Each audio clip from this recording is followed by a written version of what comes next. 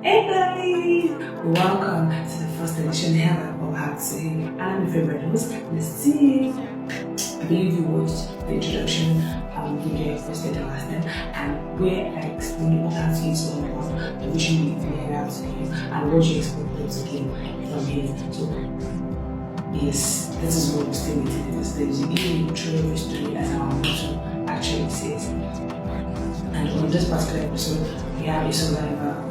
We have a story, or we have an experience to share with you.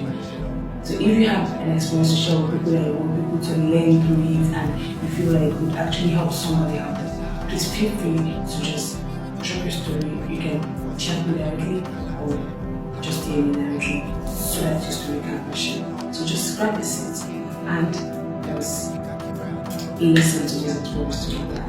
Mind you, I would like you to drop your comments, your suggestion on what you think would have been done better. Thank you. So, on the survivor edition of today, it says, I had the word cancer and I froze.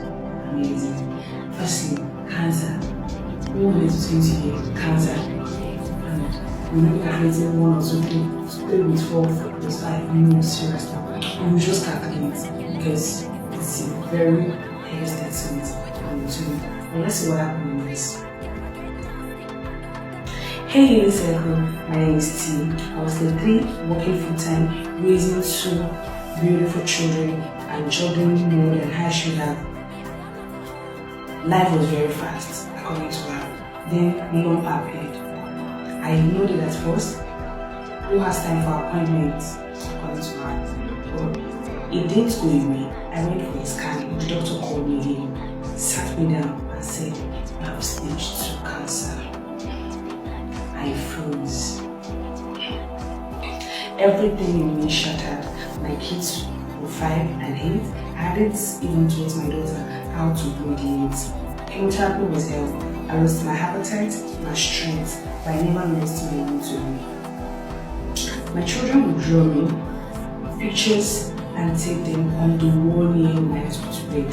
I held onto their little words like oxygen. I survived the scar.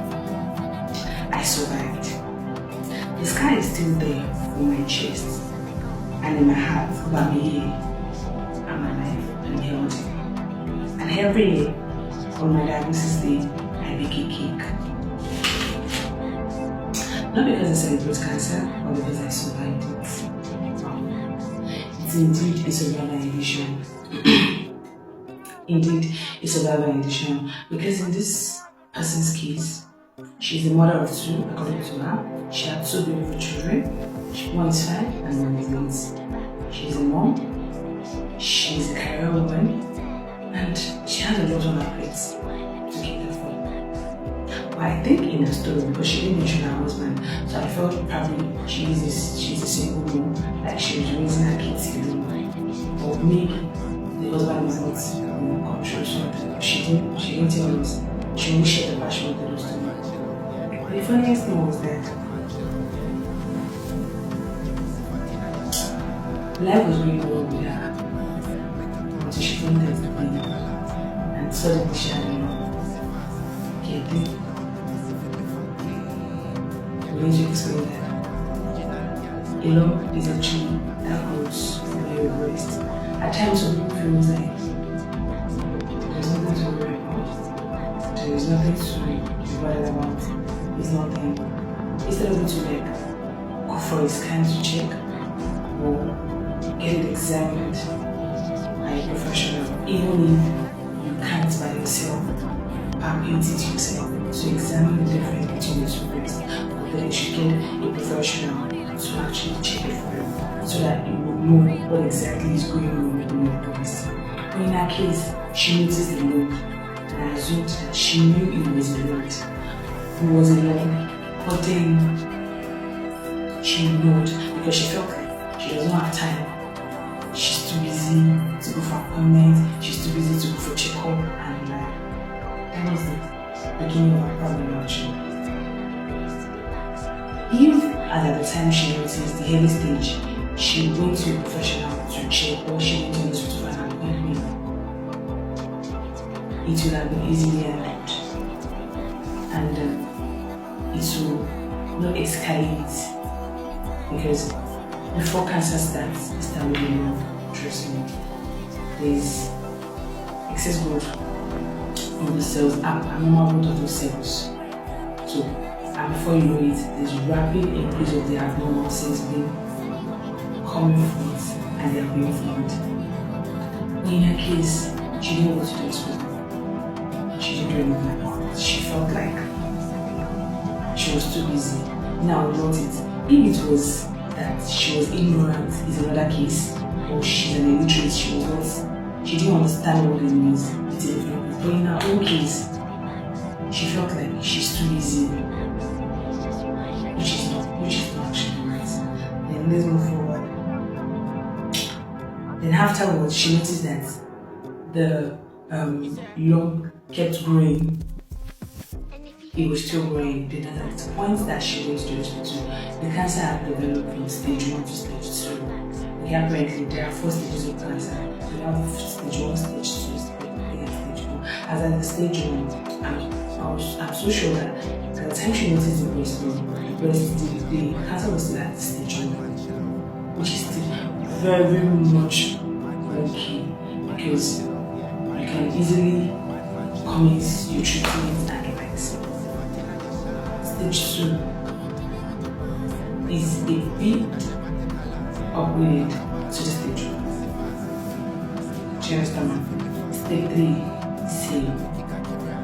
There's a difference in between the outputs, the normal growth rate, and the spread of it into other parts of the body, especially when it has metastasized. Now, stage 4 is apparently the last stage, in which palliative care is mostly what is left for the patient. You just lost days and lives. But then for her, as at the time, she decided to find time for her own health, to find time to check up on herself. We still at stage 2. So at this point, definitely, she goes through chemotherapy and medications will be doing frequent checks done for her and the likes. And definitely, lump will remove as well. So, but in her case, when she heard her story, she was really shocked, and she was scared. She was frozen.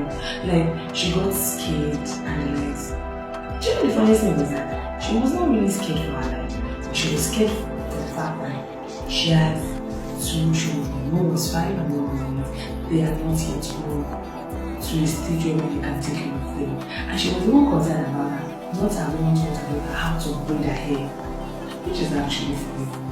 And I'm so sure that when we all have something that we really want to like, teach our children, something that we love our children to know about from us.